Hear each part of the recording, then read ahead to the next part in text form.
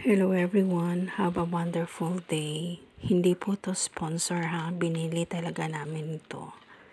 May pahula pala ako kung ilang araw namin naubos ang isang container na ito. Ito ay 1 kilograms. Maganda naman ang pagka-sealed niya. Malayo pa expiry. Next year pa, 2025. Ito ay favorite ng pamilya ko. Kadalasan, peanuts lang binibili pag mag-grocery. Pero ngayon, try namin to. Medyo matagal lang dumating pero okay lang. At least dumating. Mukhang bago naman siya. At saka properly sealed talaga siya dyan.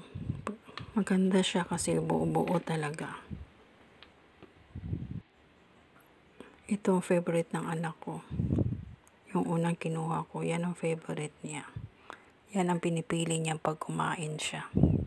Crispy at bago talaga. Kaya bili na kayo guys. I-comment nyo below kung ilang araw namin naubos ito. Maraming salamat. Thank you for watching. Bye.